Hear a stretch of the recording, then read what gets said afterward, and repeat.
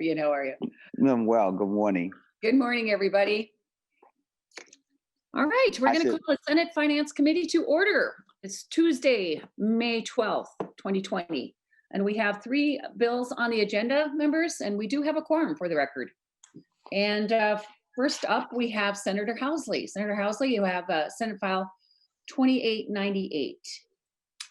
And, thank you so much. You have an A3 delete all amendment, is that correct? Yes, I do.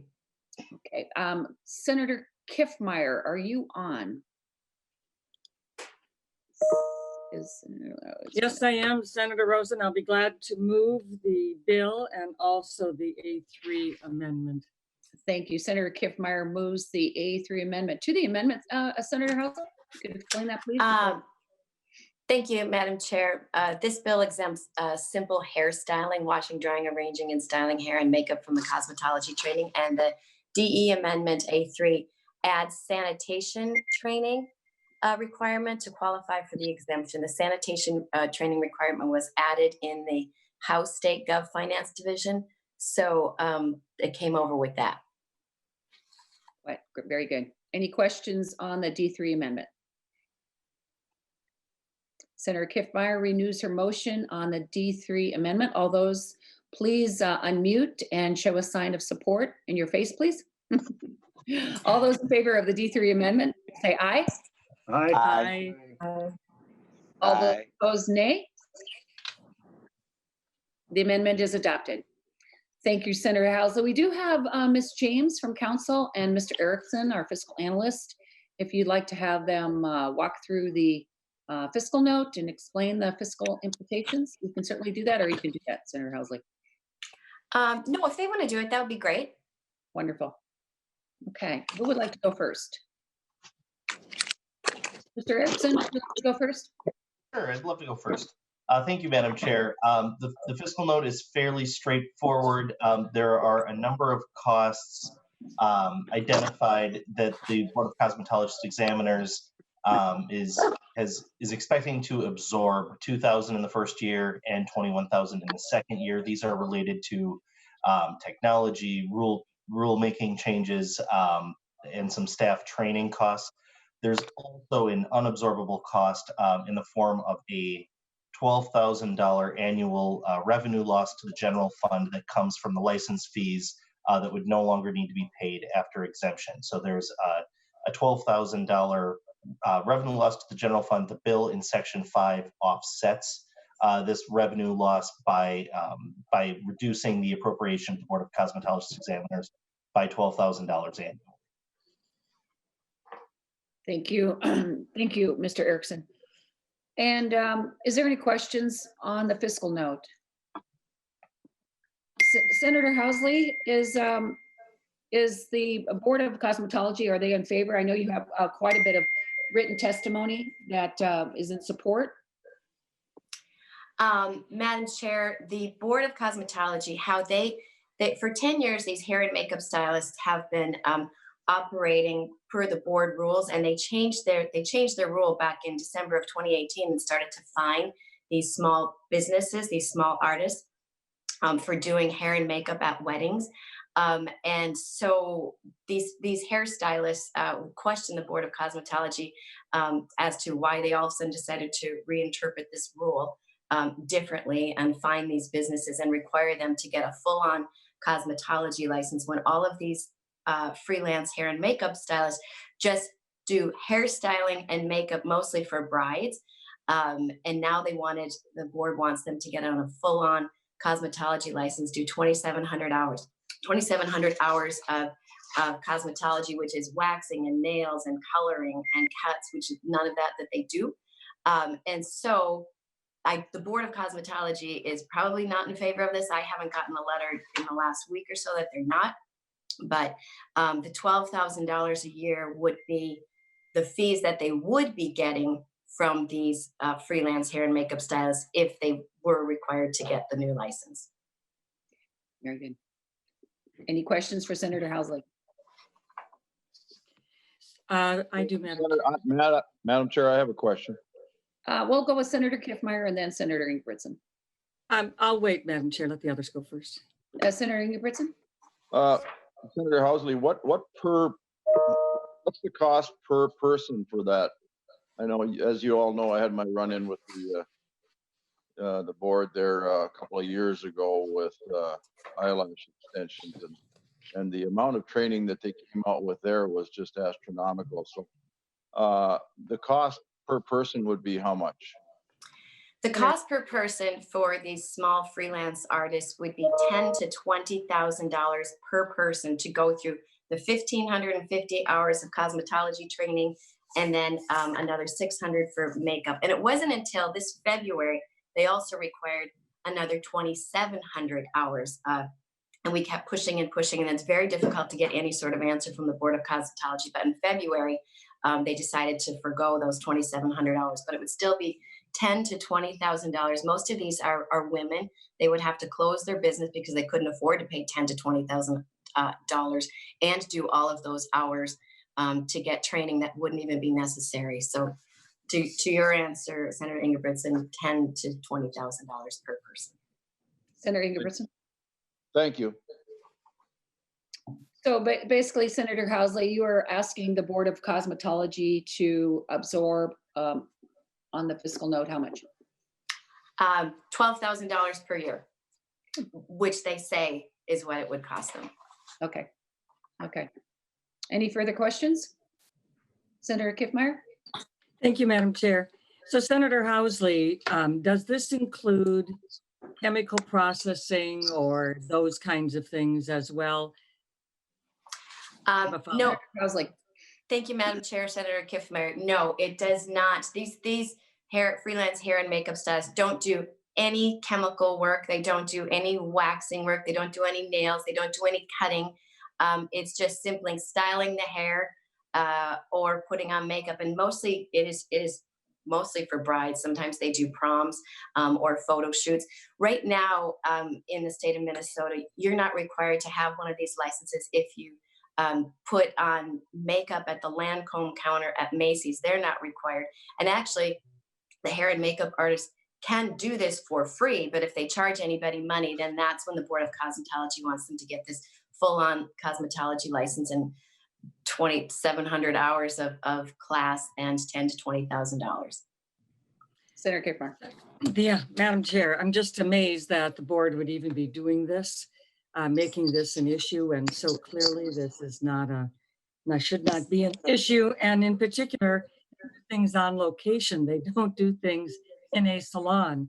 So a lot of this training and education would have more to do of a salon operator if you were in a salon and if you did those kinds of things. So to me, especially with the sanitation amendment, which would be the one thing that I would say somebody would justify.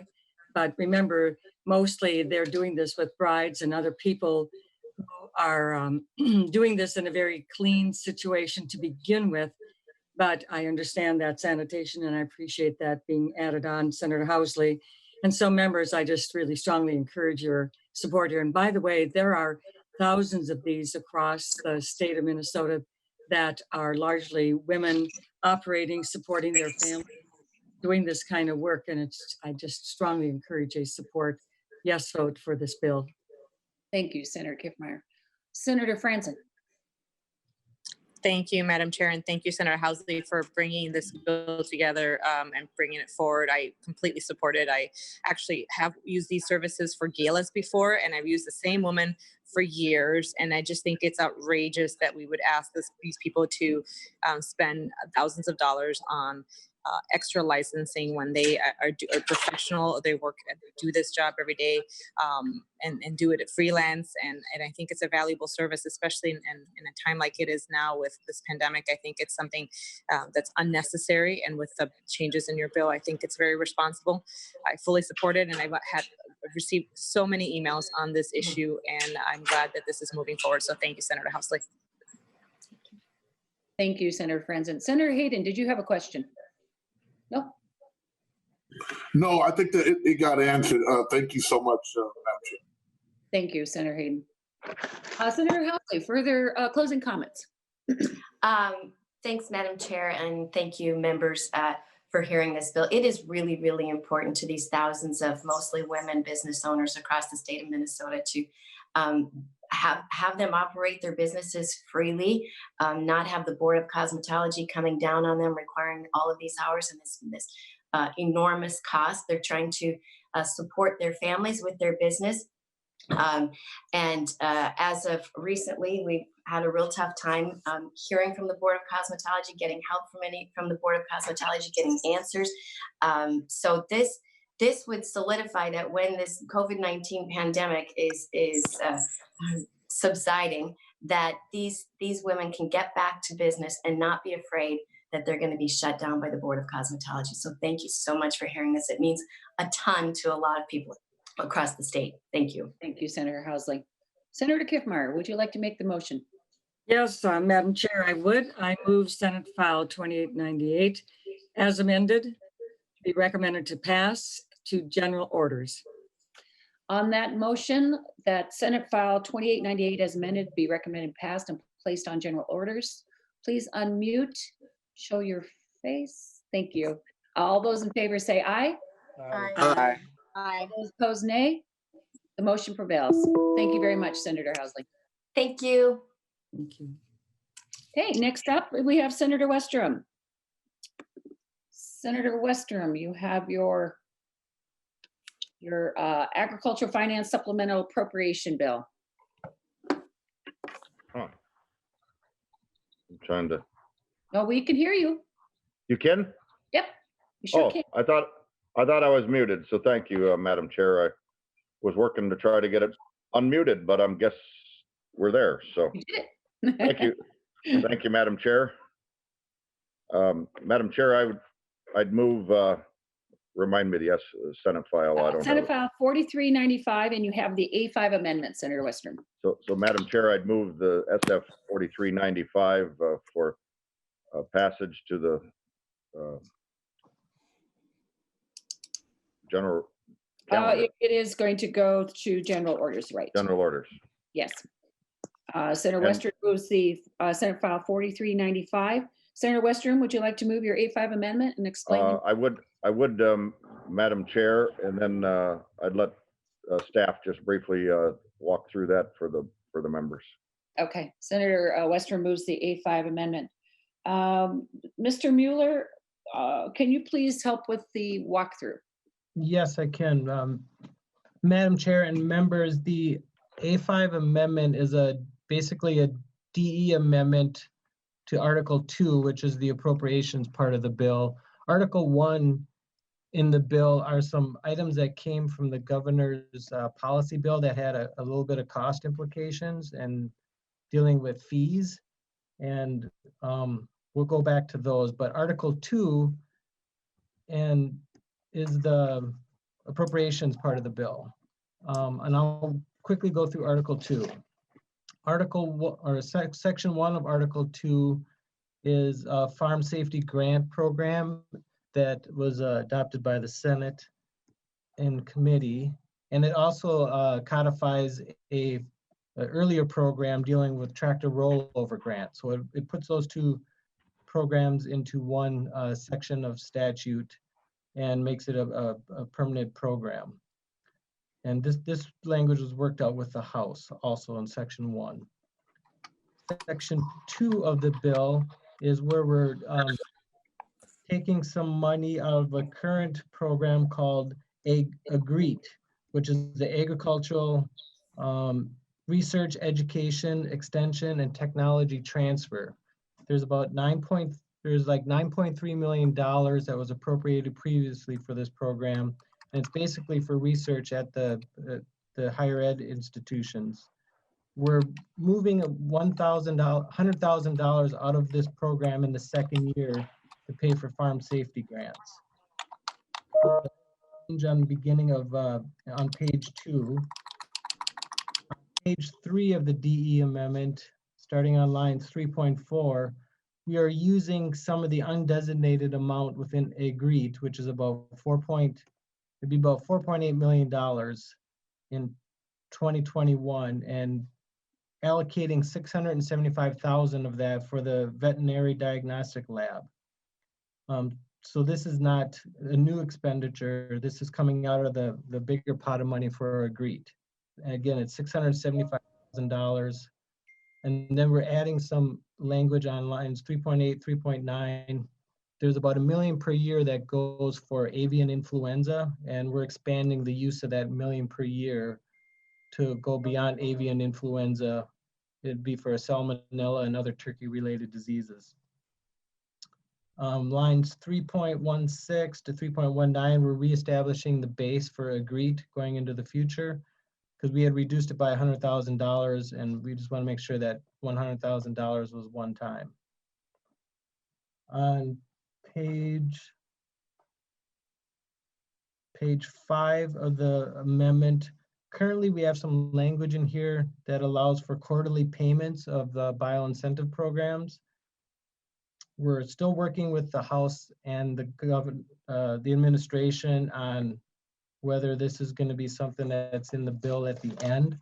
And I think Senator Westrom will talk maybe after we're through with this about what sort of agreement we have with the House after we pass this bill.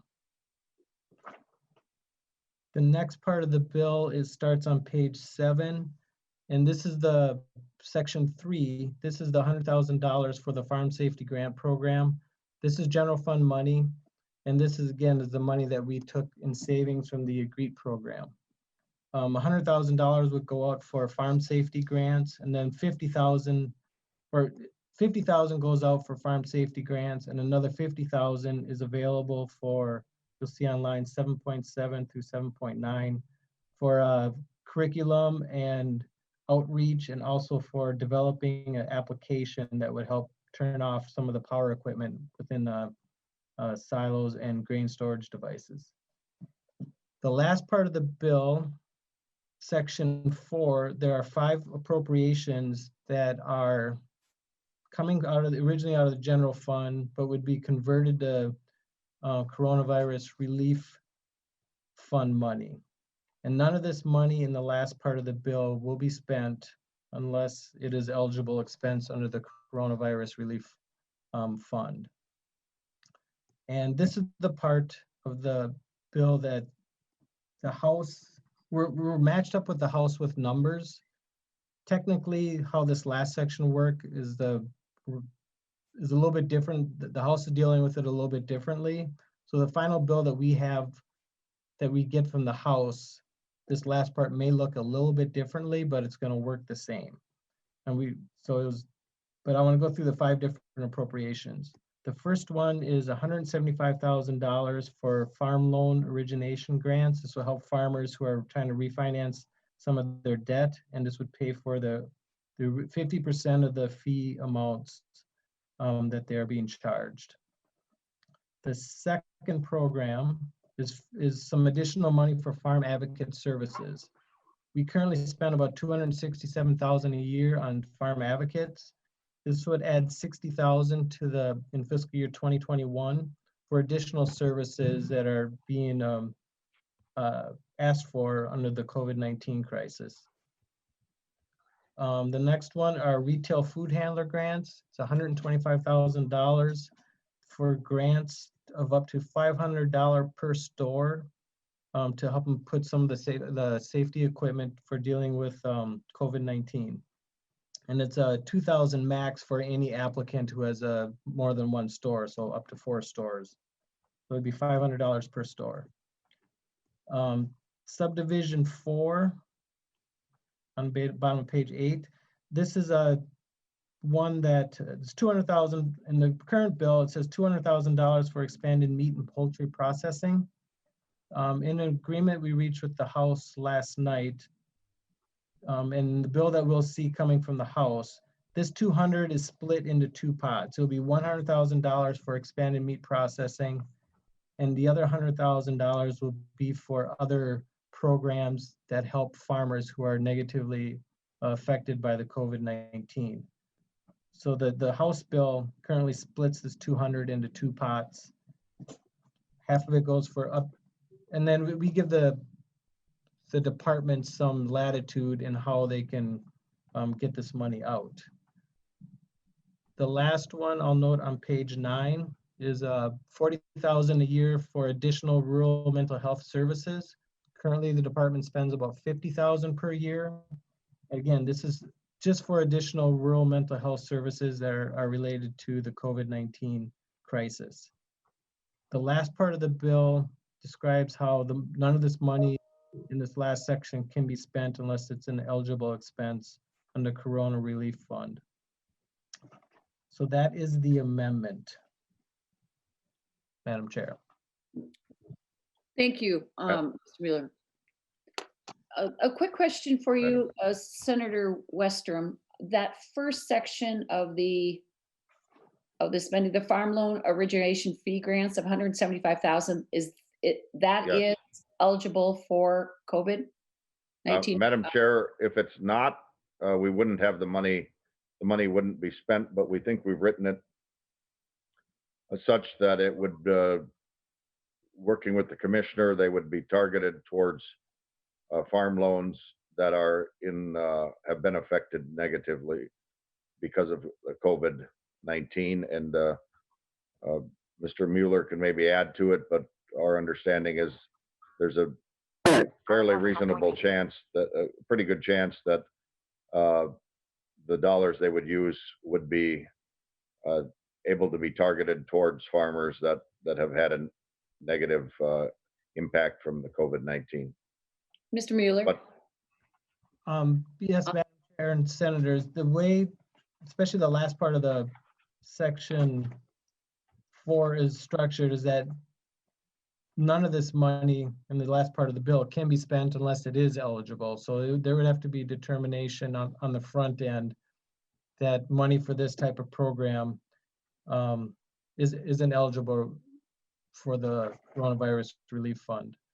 So there would be some latitude within the department to implement this program in a way that is targeted solely for farmers that have been negatively affected by the COVID-19 crisis, and that it could only, unless they structure the program as such, the money would not be coming from the Corona Relief Fund. Mm-hmm. Okay, thank you, Mr. Mueller. And Senator Westrom, the 40,000 for a rural mental health services and outreach, that's not even 1/2 of a FTE. so, Madam Chair, are you arguing that you want to give us some more money? I am. But Madam Chair, let me put that in context a little, though.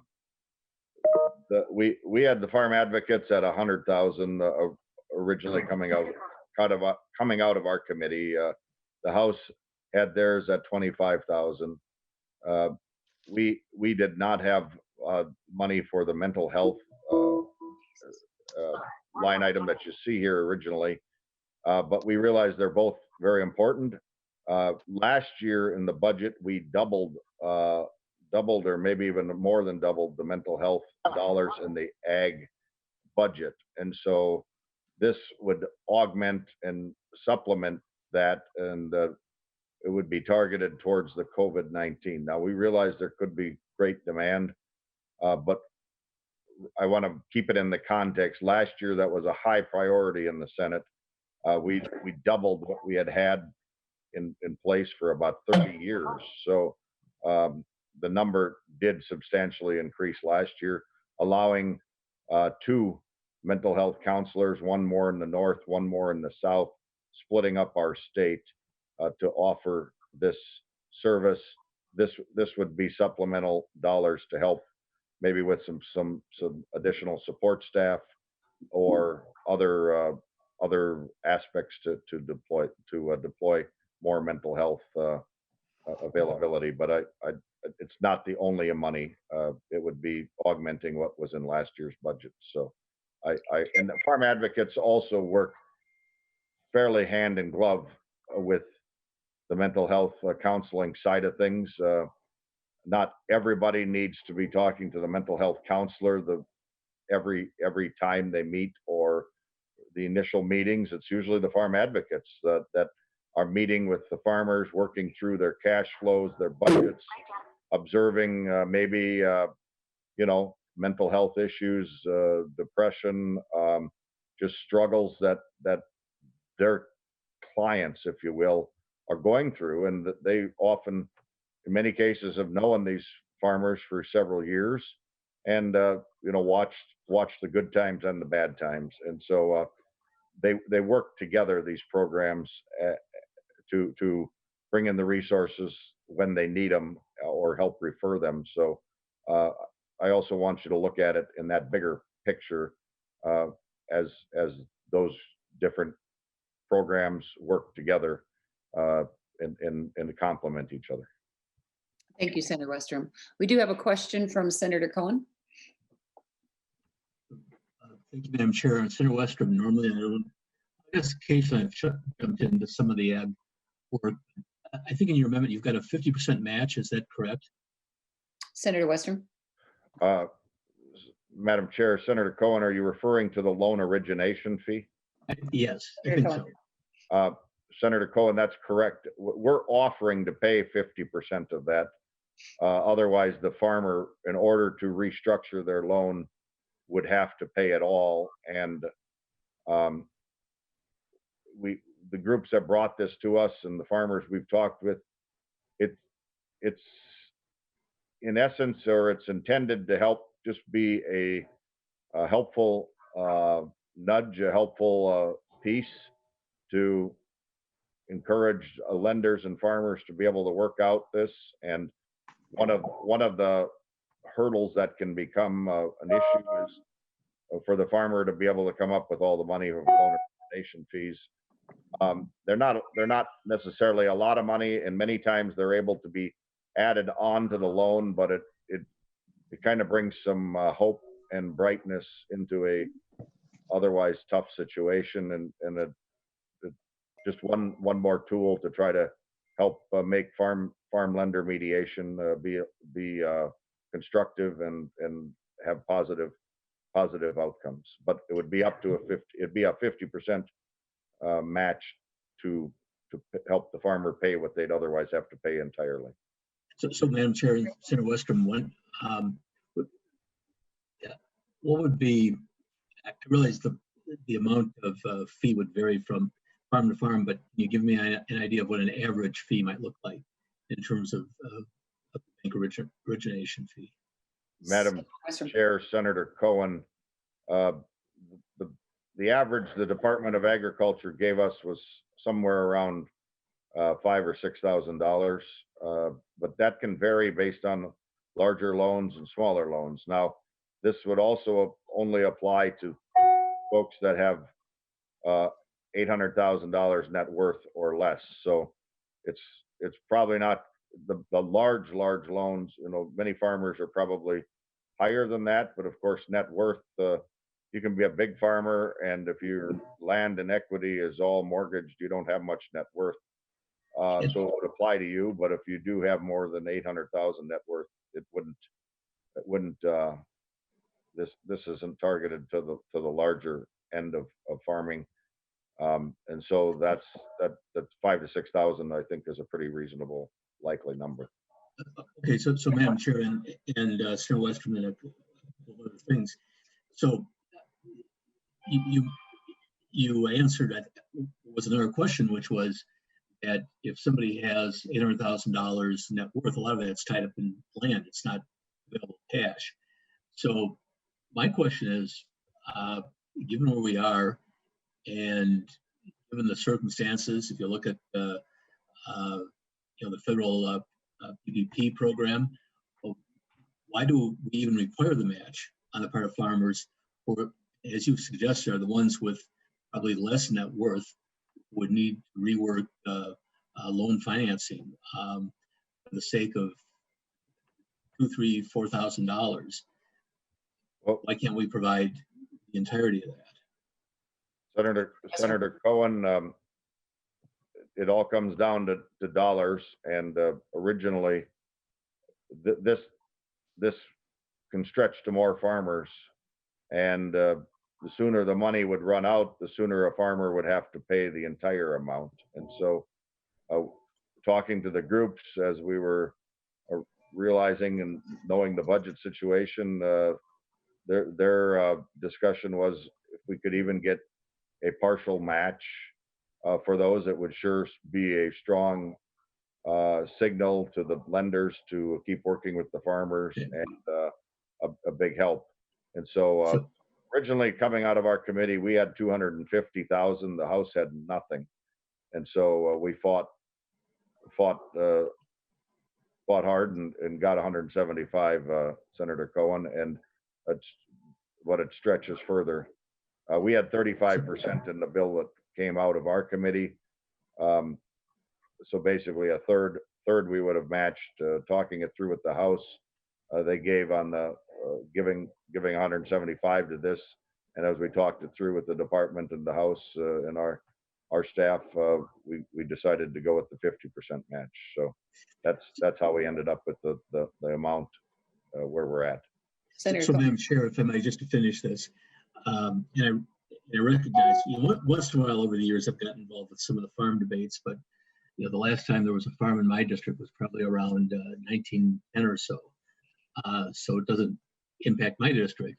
But so Senator Westrom, I appreciate your comments in terms of trying to expand the program for greater utilization. But if this is, understand it correctly, Mr. Mueller, that this is one of the programs that hopefully will be covered by the COVID financing?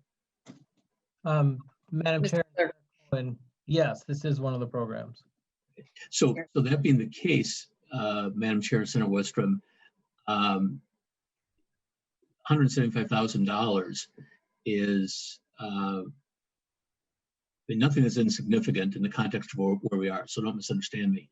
But it seems to me this is at the low end, the far low end of what we have been doing relative to COVID and what this committee and Senator Rosen have been doing. So I'm not necessarily prepared to offer an amendment to this to simply make this to eliminate the match.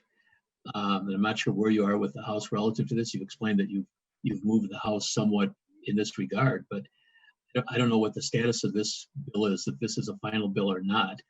And at this point in the session, I'm a little bit reluctant relative to trying to amend, particularly in an area that I have not necessarily dealt with before in lots of detail. It just seems to me that given everything we know about difficulty farmers on the lower end of net worth have, why we're not then maybe expanding this as long as it's COVID related out of the COVID funds. Senator Westrom. Madam Chair, Senator Cohen, I mean, everything becomes a balance and a mix and a match of funds. I guess, like I said, we had 250,000 in our original bill. And to your point of where this is we have agreement with the House. Given the timing of our final discussions last evening, and I mean evening, there might be a few tweaks just in language, as Mr. Mueller talked about, but the substance of this bill and the amounts would not change. The House has their bill coming out of Ways and Means.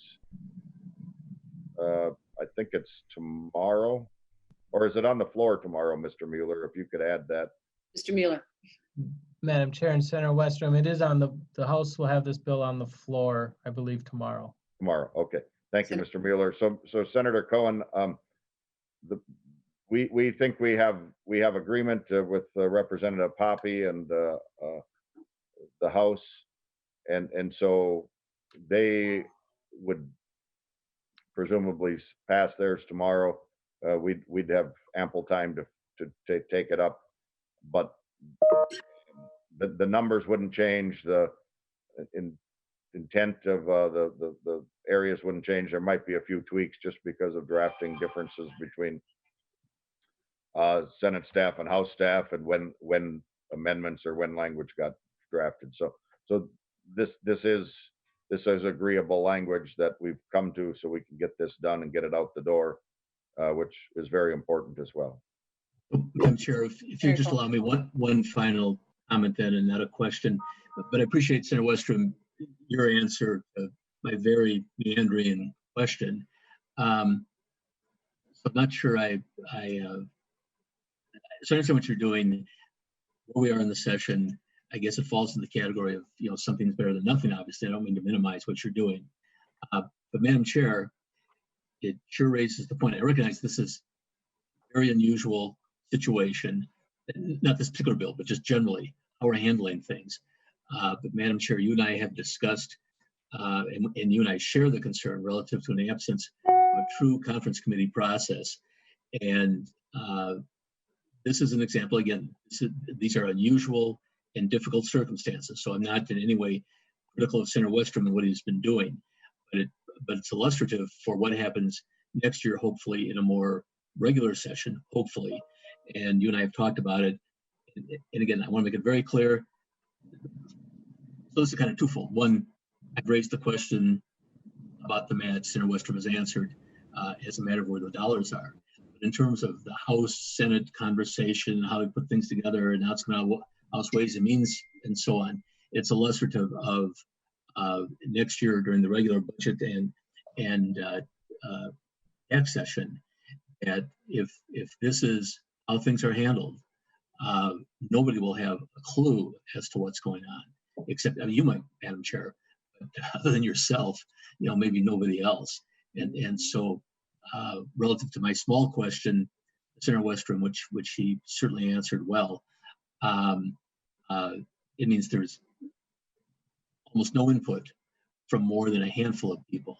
So, Madam Chair, making your point and my point, I'm not trying to pick on Senator Westrom as a prime example. To the contrary, it's just kind of where this legislature has been drifting. And I hope next year you will put a total stop to it. Thank you, Senator Cohen. And I do appreciate that we have had this conversation several times. And I totally agree with you. I think St. Patty's Day, March 17th was everything turned upside down and business not as usual. But I do want to say your support for the ag community and the ag economy as it is right now will not go unnoticed. So thank you very much for supporting that. And Madam Chair, particularly by all the farmers in my district. I'm sorry, I didn't hear that, Senator Cohen. I said, and all the farmers in my district will note as well. There you go. And at least the descendants of all the farmers in my district. There you go. Madam Chair. To Greater Minnesota and some Madam Chair.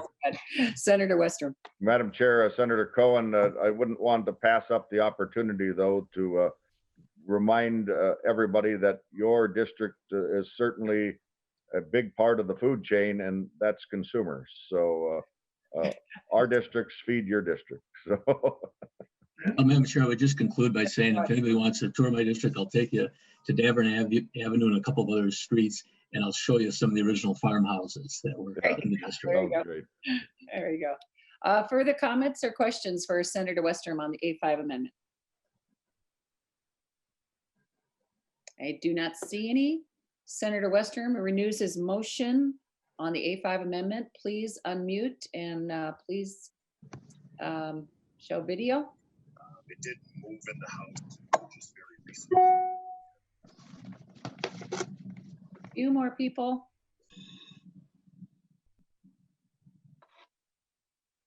Yes. Senator Nelson? Oh, yes. Senator Nelson is not showing up. Give her a second here. Okay, well, there she is. Okay, Senator Westrom removes his motion on the A5 amendment. All those in favor say aye. Aye. All those opposed, nay. Motion prevails. Senator Westrom, if there's no further comments or questions, I would like to have you do your closing comments, please. And if you could mention just a little bit about the diagnostic lab. Madam Chair, I certainly will. That's always sometimes the irony of a delete all amendment as you do things. But Madam Chair, that was the bill. We've got language in the beginning of the amendment to now the bill that enables the department to continue the tractor rollover, matching grants, or solicitation of private funds. That program had run out. We've had funded it for several years. We had not continued it this year, but the department has continued it. And they are very interested in keeping language that just allows them to work with private foundations, private industry, or others to where they're able to leverage grants or find dollars with groups that are interested in that type of farm safety. And so we've given them language that would continue that money, whether there's any matching money or not at the state, because they said that was very important because they can accomplish this privately. And so we've done that with tractor rollover, but also then supplemented with grain bin and silo safety dollars of $100,000, as Mr. Mueller talked about, with the attention and the need for the grain bin safety that we've heard about in the news this year. That was an important part for our committee to find a way to help kick off, help Senator French, Senator Draheim both worked hard on this and had a tragic accident down in Senator French's district, right outside the edge of Senator Draheim's district. Just painstaking. And you think of that and the auger and the idea of getting technology and apps on phones and any other way to shut that equipment off as when somebody's working alone. The day is here, and we think we've got great professors and researchers at the University of Minnesota and other universities across our state. And we want to challenge them to come up with an app or technology that's intuitive and works well, that would contribute to that shutting off of equipment. And so that's that section. Then we've got $1 million of investment, which we walked through with Senator or Mr. Mueller's walkthrough, but targeting those areas of agriculture that are hurting right now.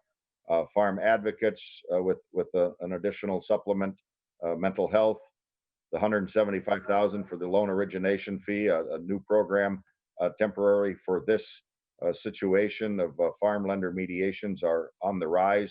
We delayed those farm lender mediations 60 days about a month ago, and so that would fit into those areas that we know there's stress.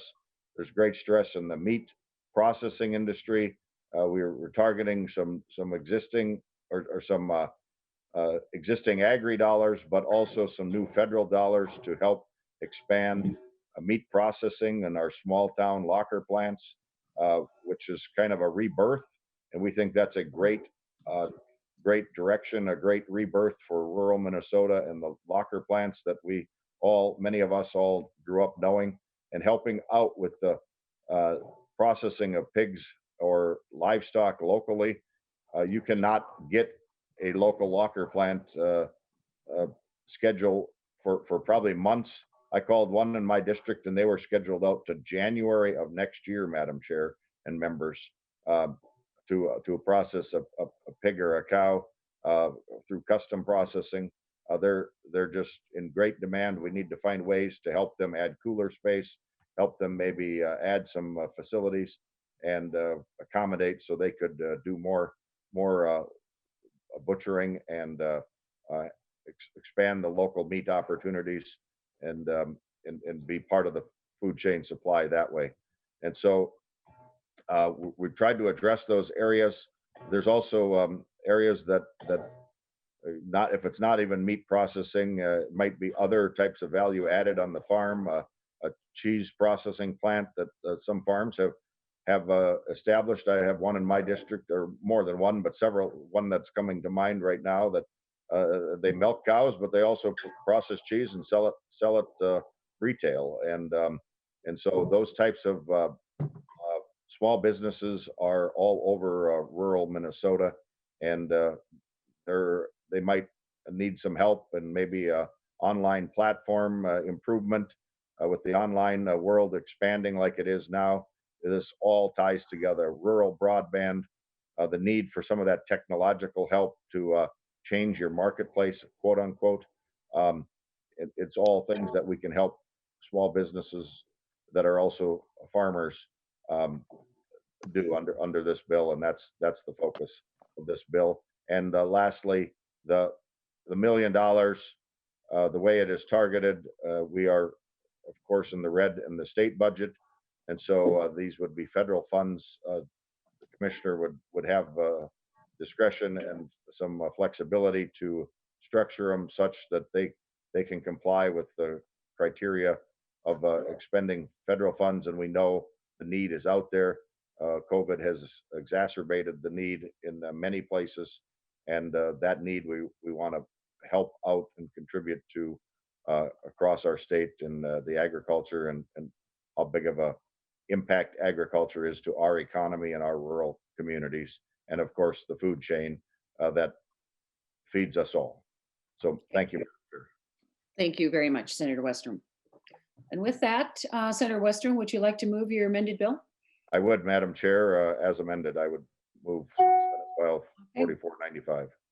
Senator Westrom moves Senate File 4395 as amended. 4395.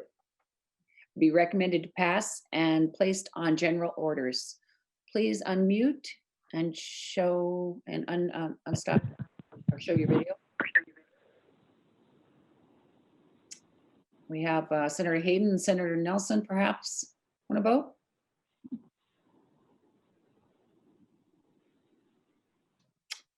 All those in favor of, there we go, Senator Hayden.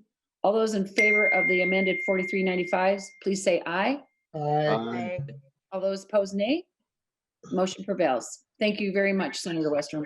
Thank you, Madam Chair and Committee. And last but not least, we have Senate File 2224, Senator Jasinski, the Salvage Certificate of Title Class of Vehicles Requirement Modification. Welcome to the committee. This bill, under current law, the salvage title is only required to be for late model vehicles or high value vehicles. So basically there's a loophole of vehicles of $9,000 of less. So what we found over the years is these have slipped through the cracks, and a lot of cars have ended up in Minnesota that had severe damage. So what this bill does is it protects Minnesotans to stop bad vehicles coming in without them knowing about it. I also have the A3 amendment, and what the A3 amendment would pay for the full-time positions, which was required by DPS, and it would also amend to clarify that the salvage requirement is only from this date going forward, or date of enaction going forward. So with that, I'd ask to move the A3 amendment. Senator Jasinski has, okay, so Senator Newman, would you like to move the A3 amendment? Thank you, Madam Chair. So moved. Thank you. Very good. Any questions on the A3 amendment, members? No? Senator Newman renews his motion on the A3 amendment. Please unmute video.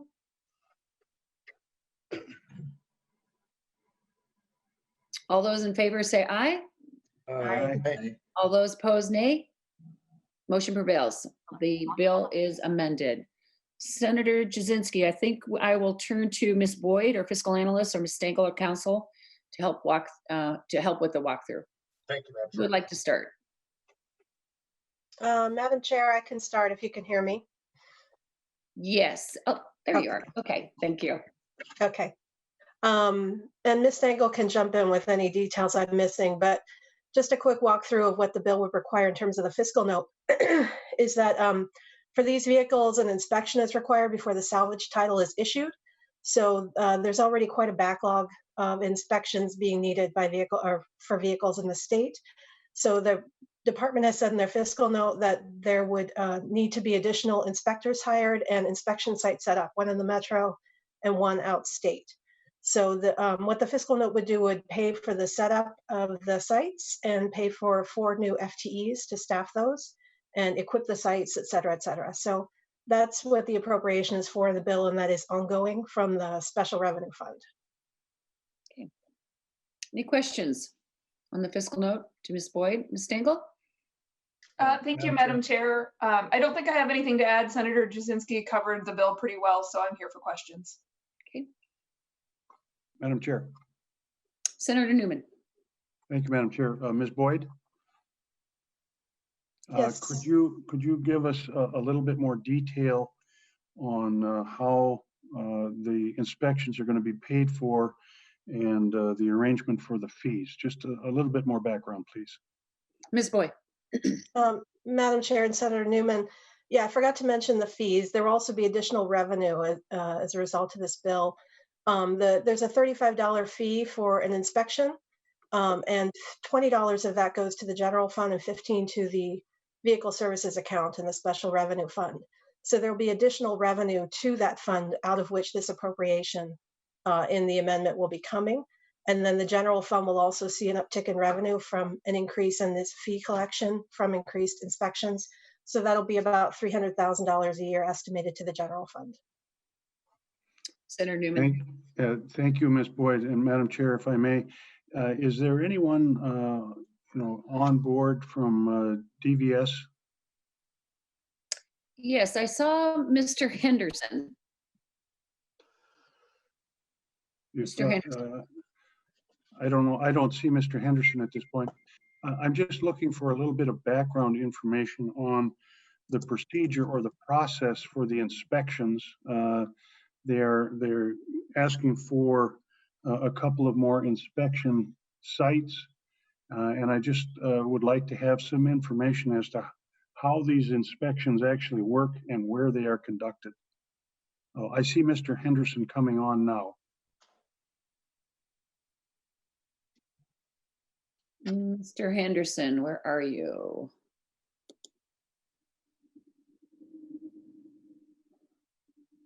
Mr. Henderson, do you have your video on or your audio?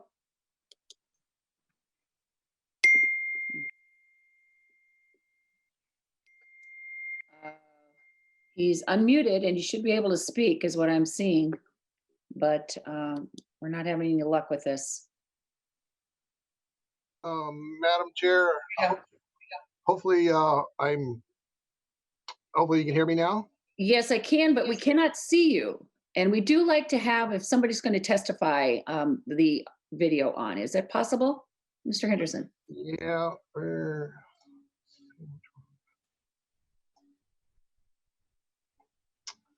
Madam Chair, did that start my video? No.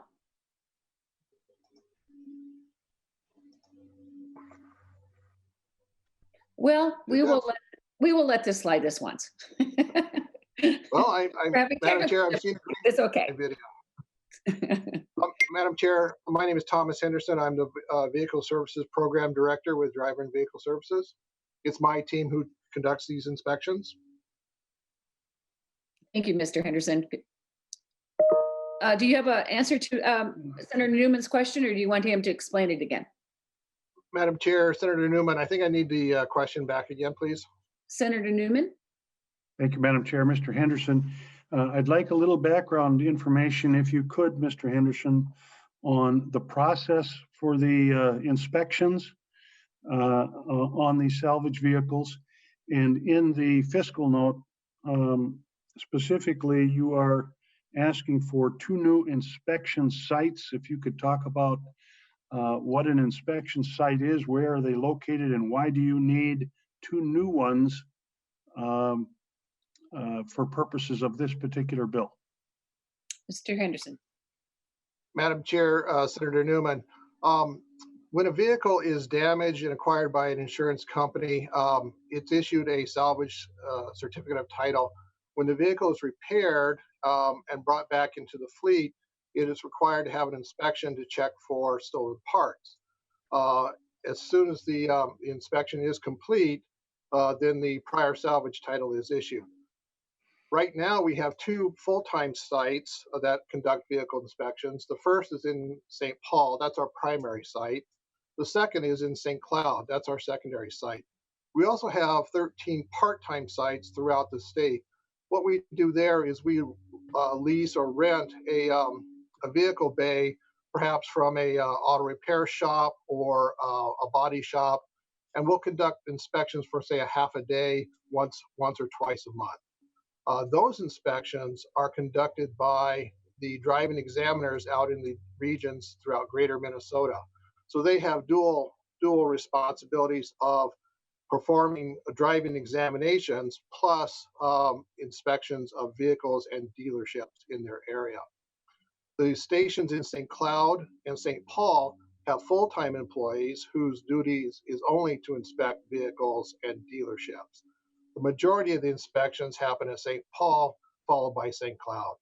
We're asking for 2 new sites. The bill, Senate File 2224, would increase the number of inspections that we're required to do when if the high value late model designation is removed. We're anticipating an increase in our inspections.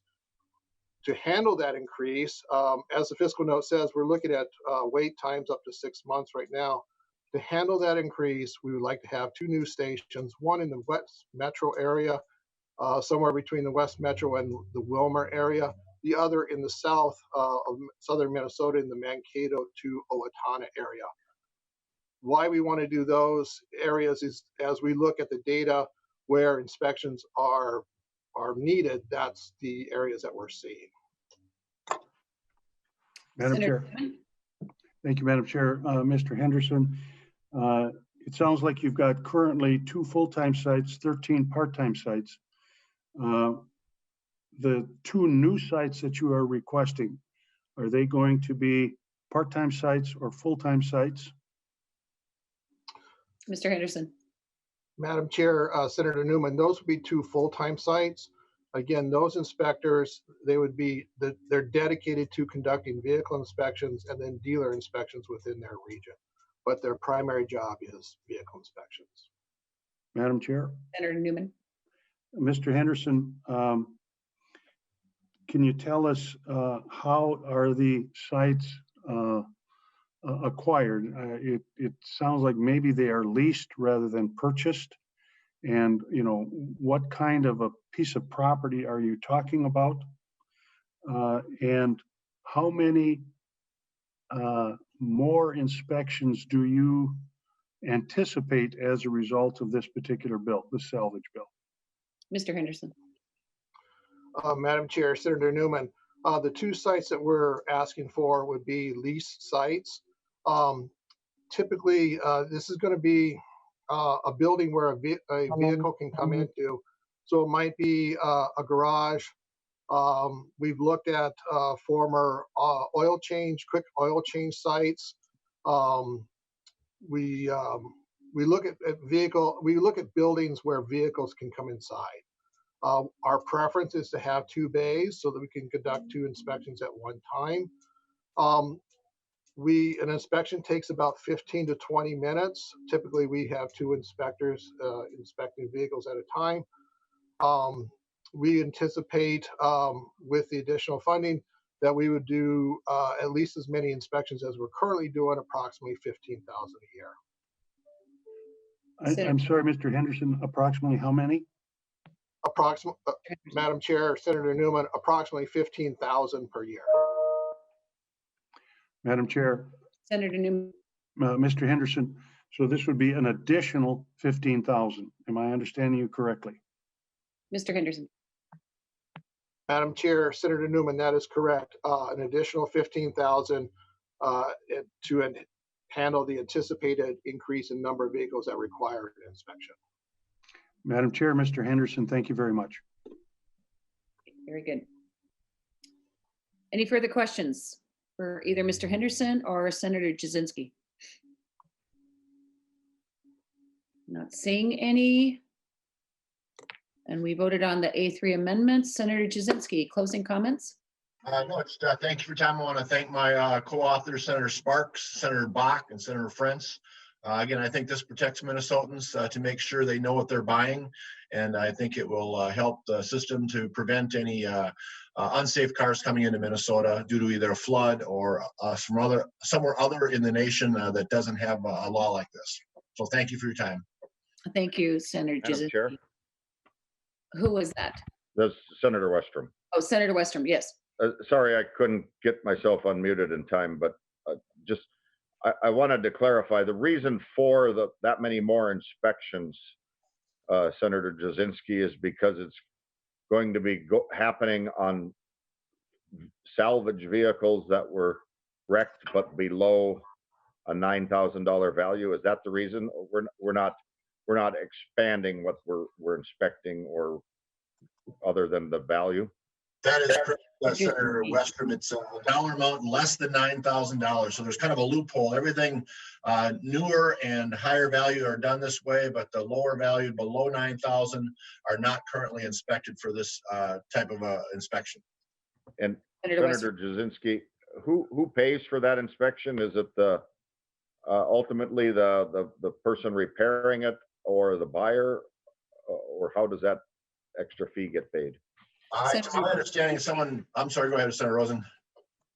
Senator Jasinski. Oh, thank you. I think staff can clarify, but I believe it's the person that either is salvaging the vehicle for resale or the insurance company, I believe. Last question, Madam Chair, Senator Jasinski, and staff can weigh in if they want, but what is kind of the cost of the inspection? And my only concern would be, are we going to be inspecting too hard on vehicles that naturally might have more defects or might have less life in them when they're lower in value? But that's an important category for many people to either have a second car or a starter car, or if that's all they can afford. We don't want to somehow disincentivize these cars from being repaired and serving somebody's needs that's interested in them. So I'm just concerned that we aren't having an unintended consequence of either pushing people out of repairing these lower end value cars, or what the cost is, or if it's kind of a rigorous inspection such that they're going to say it's not worth it because there's just not enough money somebody would pay for that vehicle. You understand what I'm saying? Senator Jasinski. Thank you, Madam Chair. And I believe the inspection fee is $35. And I guess the reason I think it is worth it, I think a lot of high school children, my daughter included, buys these type of vehicles for their first time car buyer. And I would want to make sure that vehicle is safe for my daughter to drive. Again, some of the big things that hit are airbags, things like that the buyer does not know, maybe not up to par. So I think we want to make sure these vehicles are safe for a lot of our teenagers that are driving as a first time car owner. So that, Senator Madam Chair, Senator Jasinski, $35, that sounds like a very reasonable inspection fee, and that would operate this program then. That is correct. Very good. Thank you. Thank you, Senator Newman. Chair. Thank you, Madam Chair. Just to weigh in on Senator Westrom's question, I'll just make 2 points. First of all, I view Senator Jasinski's bill as truly a consumer protection bill. There are a lot of automobiles that come into the state of Minnesota that have been flood vehicles from the southern part of the United States. And if you can imagine the kind of damage that is done to the electrical and the computer systems within vehicles when they are underwater, that is a significant problem for us. And Minnesota has, for whatever reason, become kind of a dumping site for those kinds of vehicles. So first of all, I think it's a consumer protection bill. To the second portion of Senator Westrom's question, I really do think that we are, in fact, helping folks who want to buy a vehicle with a lower price, and while at the same time protecting them from getting really burned with a vehicle that has been damaged. And when they see a salvage title, then they know that they are buying a vehicle that has sustained some damage. And I think that will help them. I don't think that'll hurt them. And I think it will hold the price of the vehicle down. So for those 2 reasons, I really think Senator Jasinski's bill is worthwhile sending to the floor. Thank you, Senator Newman. Any further comments? Senator Newman, would you like to move the bill, please? I would, Madam Chair, I would move that the bill as amended be recommended to pass and be placed on general orders. On Senator Newman's motion that Senate File 2224 as amended be recommended to pass and placed on general orders. Please unmute video. All those in favor say aye. Aye. All those opposed, nay. Motion prevails. Congratulations, Senator Jasinski. Thank you very much for coming to the Finance Committee. And members, that's about it for right now. We do not have posted what is in finance for tomorrow. We are having the hearing at 1 o'clock tomorrow afternoon. So with that, just stay posted or stay attuned to your emails. And with that, the meeting is adjourned. Thank you very much, everybody. Thank you.